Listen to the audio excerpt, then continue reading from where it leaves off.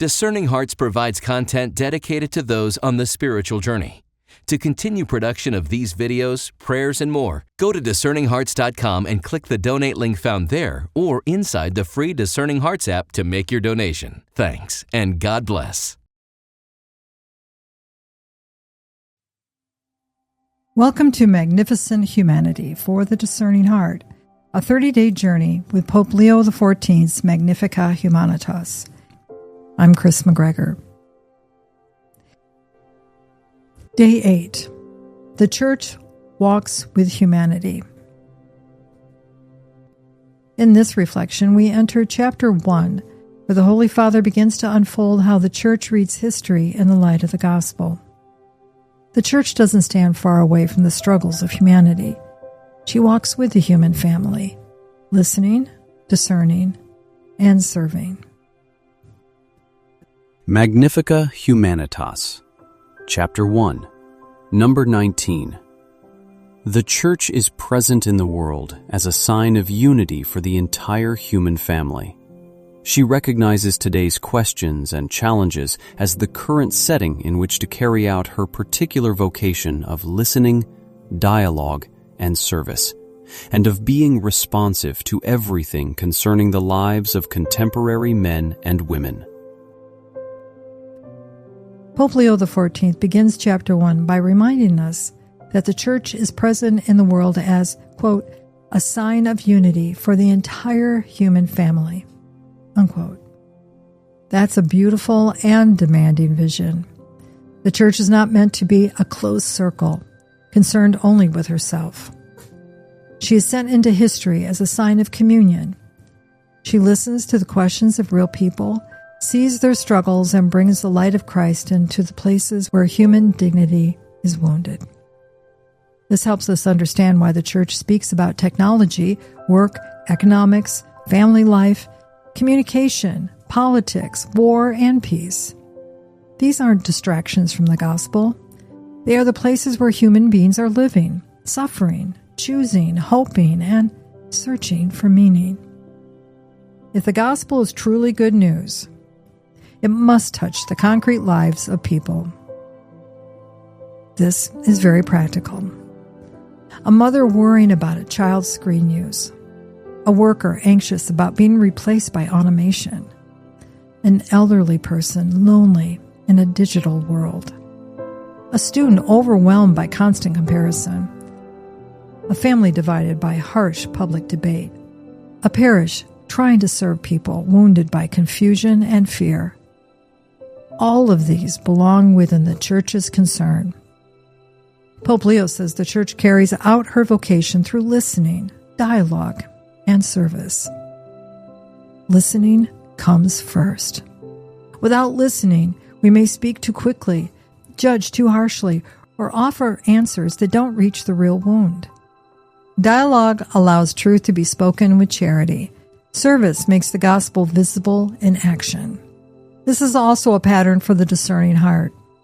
Before we respond, we listen. Before we act, we ask the Lord for light.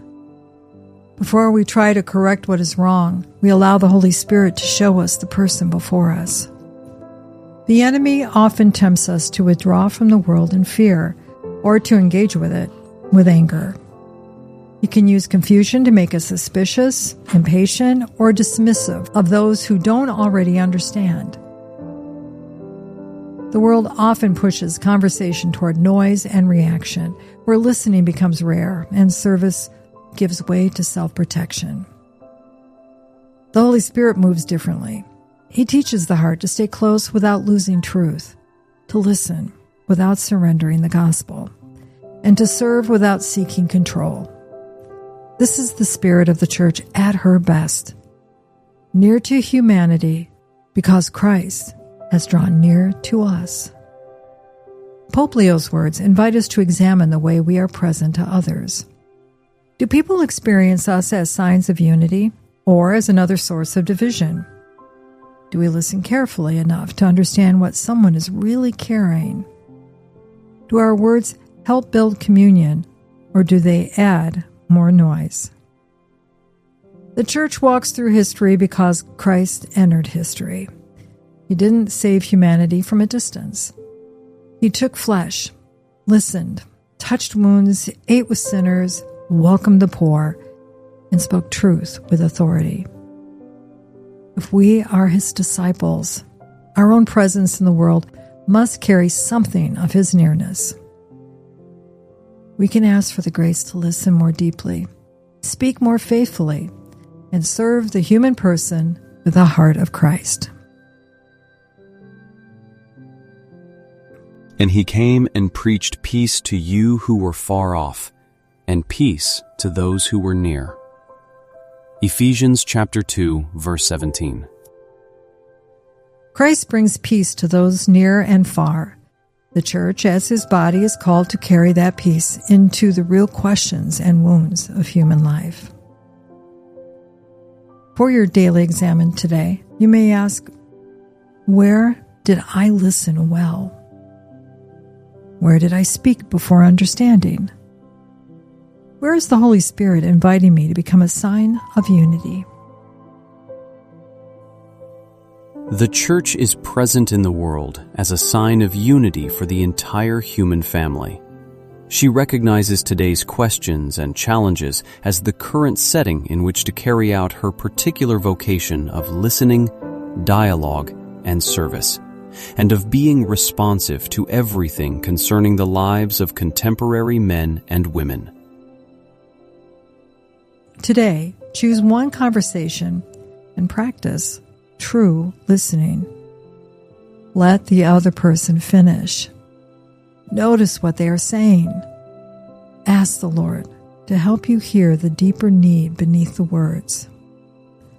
Before the conversation, pray, Holy Spirit, help us listen with the heart of Christ.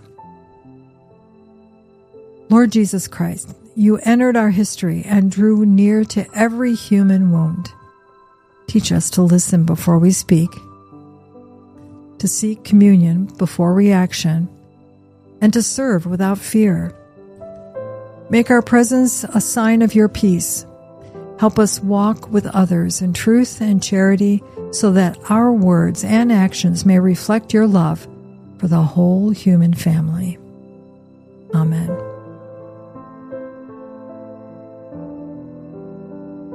Thank you for joining us for A Magnificent Humanity for the Discerning Heart, a 30-day journey with Pope Leo XIV's Magnifica Humanitas. We also encourage you to read the fuller text of Pope Leo XIV's encyclical at Vatican.va and take it with you into prayer. For more episodes in this series, visit DiscerningHearts.com, listen in the free Discerning Hearts app, or find us wherever you download your favorite podcasts. If the series has blessed you, please consider sharing it with a friend and helping support the mission of Discerning Hearts as we continue to offer faithful Catholic spiritual formation freely to souls around the world.